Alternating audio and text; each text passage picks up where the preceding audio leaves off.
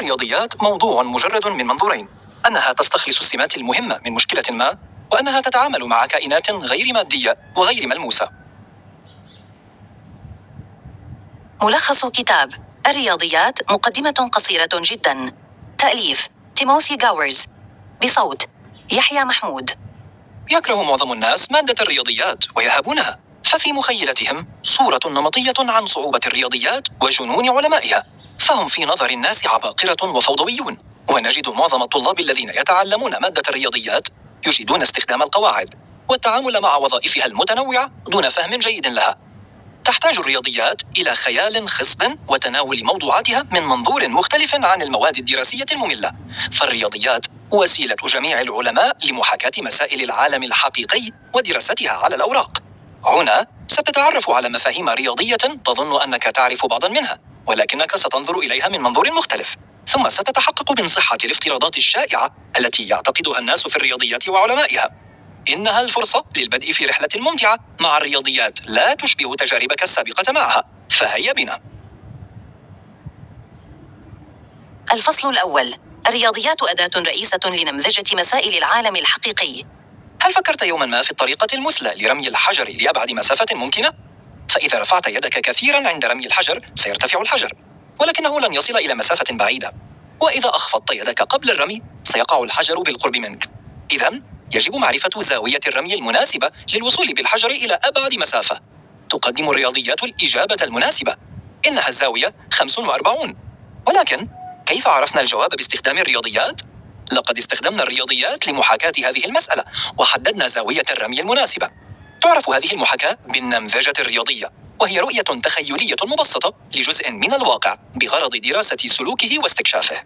وهذا النموذج الرياضي لمسألة رمي الحجر مبسط، فهو لا يتضمن عوامل مؤثرة على التجربة كقوة الجاذبية ومقاومة الهواء ودوران الأرض والتأثير البسيط لجاذبية القمر، ولا يختلف الحال كثيرا في تجربة رمي النرد. فبدلا من حساب العوامل الفيزيائية المرتبطة بالرمي كالسرعة الابتدائية وسرعة دوران النرد وغيرها من العوامل لمعرفة الرقم الذي سيظهر عند رمي النرد، يمكننا وضع نموذج رياضي مبسط لمعرفة احتمال ظهور رقم ما عند الرمي. فاحتمال ظهور أي رقم من الأرقام الستة 1 2 3 4 5 6 هو السدس، أي 16.6%. واحتمال الحصول على رقم زوجي هو 3 إلى 6، أي النصف، أي 50%. قد تبدو النماذج الرياضية للمسائل الفيزيائية معقدة نوعا ما، ولكنها أبسط في المسائل الأخرى. فكل ما يلزمنا لبناء نموذج رياضي لحساب النمو السكاني لرقعة جغرافية ما هو معرفة عدد الوفيات وعدد الولادات.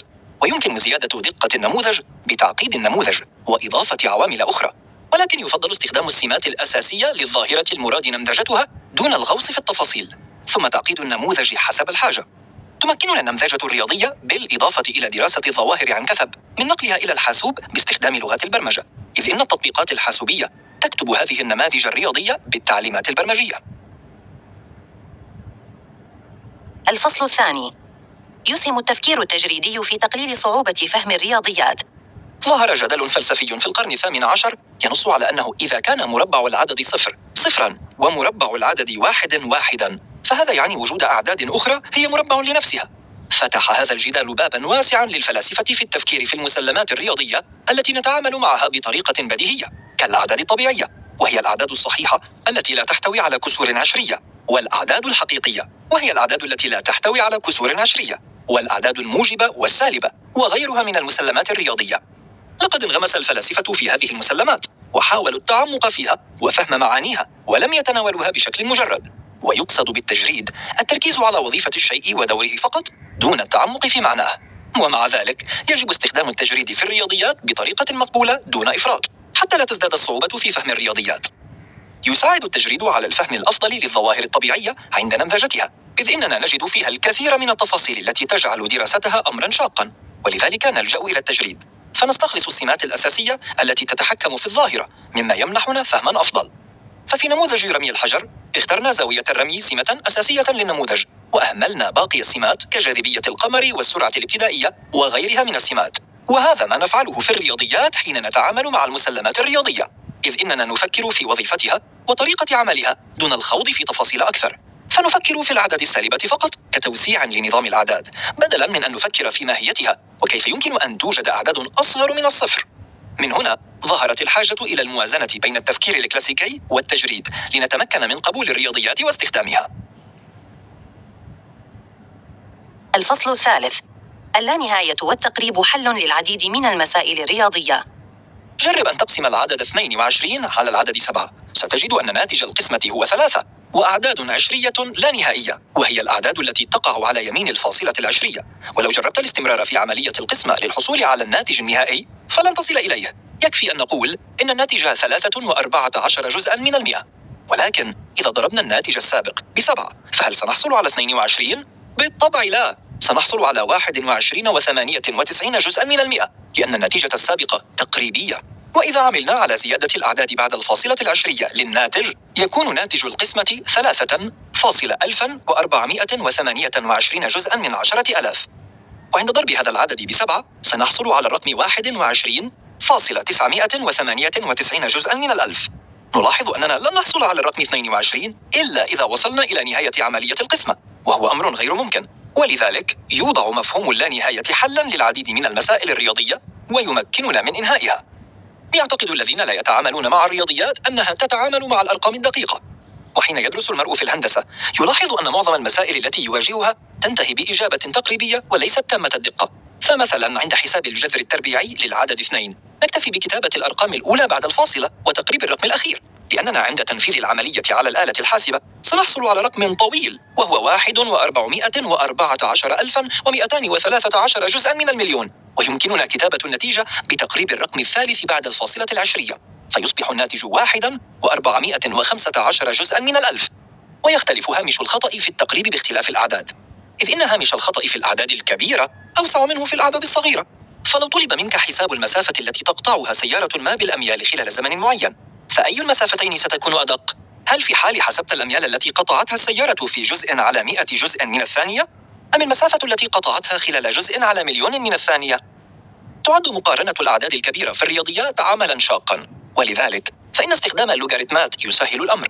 واللوغاريتم هو العملية المعاكسة لرفع القوة، فإذا كان مكعب العدد 10 ويقصد بمكعب العدد ضربه بنفسه 3 مرات هو 1000، فإن لوغاريتم العدد 1000 هو 3، وبالتالي فإن استخدام اللوغاريتمات يحول الأرقام الضخمة إلى أرقام صغيرة يمكن مقارنتها بسهولة. ولعل أهم تطبيق للتقريب في الرياضيات هو في علم الحاسب عند حساب التعقيد الزمني للخوارزميات.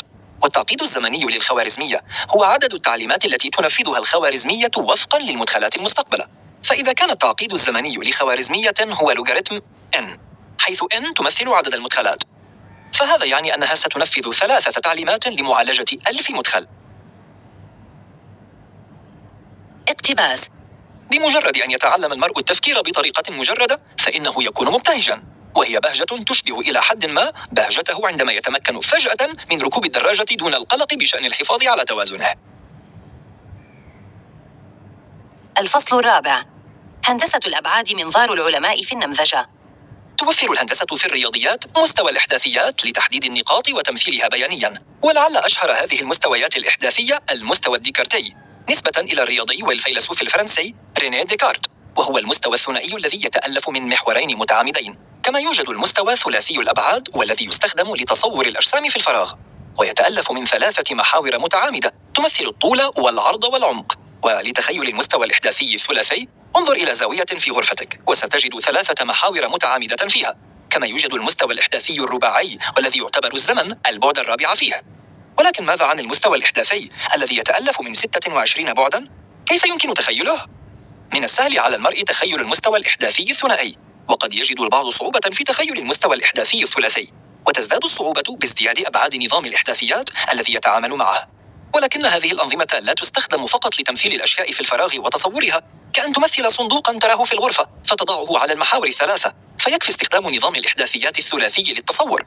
وإنما تستخدم هذه المستويات الأكثر تعقيدا أو كما تسمى بالهندسة كبيرة الأبعاد للنمذجة، ونختار عدد الأبعاد وفقا لتعقيد المسألة. فنمذجة المسافة التي تقطعها السيارة عبر الزمن هي مسألة بسيطة نحتاج فيها إلى مستوى إحداثي ثنائي يتكون من محور للزمن وآخر للمسافة. أما لنمذجة المسائل الأكثر تعقيدا فسنحتاج إلى أنظمة إحداثية أكثر تعقيدا. فنمذجة تطبيق اقتصادي لشراء الأسهم تتطلب معرفة العديد من المعلومات كقيم الأصول المختلفة وحجم القوة العاملة وتكلفة المواد الخام وغيرها من المعلومات، وكل واحدة من هذه المعلومات تمثل بعداً في نظام الإحداثيات الذي سنحتاجه لنتمكن من تحديد أي حالة كنقطة في هذا الفضاء ومعرفة إذا كان شراء السهم مفيداً أم لا. الفصل الخامس. كان لإقليدس الدور الأساسي في تأسيس علم الهندسة. وضع إقليدس كتاب الأصول عام 300 قبل الميلاد، وكان لهذا الكتاب أعظم أثر في الرياضيات عبر العصور. وقد اعتمد إقليدس في كتابه الذي أسس فيه لعلم الهندسة بالكامل على 5 مسلمات رياضية بنى عليها كل موضوعات علم الهندسة في زمانه، وقد كان يعرف حينها بالهندسة الإقليدية. فإحدى المسلمات تنص على أنه يمكن رسم خط مستقيم بالوصل بين أي نقطتين بغض النظر عن إحداثياتهما في المستوى الديكارتي. استطاع إقليدس انطلاقاً من المسلمات ال5 إثبات أن مجموع زوايا أي مثلث هو 180 درجة. وقد شغلت الهندسة الإقليدية عقول الرياضيين والفلاسفة حتى القرن ال18، حتى إنها دفعت عالم الرياضيات كارل فريدريش غاوس إلى قياس الزوايا بين قمم الجبال الثلاث بروكن، إنسلبرغ، وهوينهاغن في ألمانيا للتحقق من صحة الهندسة الإقليدية في مجموع زوايا المثلث. وقد اختبر العلماء هذه المسلمات ال5 في سياقات مختلفة أكثر تعقيداً كالهندسة الكروية، ووجدوا أن هذه المسلمات لا تعمل كلها في حالة تطبيقها على الكرة. فكرة بارزة من الكتاب. إن النظرة الشائعة التي تصور عالم الرياضيات في قالب نمطي بأنه شخص ربما يكون ذكياً جداً ولكنه أيضاً غريب وغير مهندم وعازف عن الزواج ويميل إلى العزلة ليست بقاعدة. صحيح أنه يوجد القليل من علماء الرياضيات الذين ينطبق عليهم هذا القالب إلى حد ما، ولكن لا شيء أكثر غباء من اعتقاد أن المرء في حال ما لم ينطبق عليه هذا القالب لا يمكن أن يكون ماهراً بالرياضيات. الخاتمة.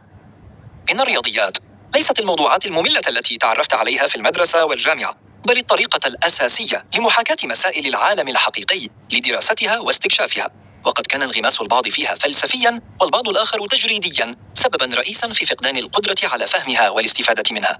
ويعزى الفضل الأكبر في الرياضيات عبر التاريخ إلى الكثير من العلماء والمبدعين، ولعل أبرزهم إقليدس الذي أسس في كتابه الأصول علم الهندسة. وختاماً، يجب تصحيح الافتراضات الخاطئة التي نمتلكها عن الرياضيات وعلمائها، فهي علم لا يتعامل مع الأرقام تامة الدقة، فمعظم حلول المسائل الرياضية هي أرقام تقريبية. كما يجب أن ننظر إلى علماء الرياضيات بطريقة أكثر واقعية بعيداً عن الصورة النمطية التي رسمناها لهم في مخيلتنا.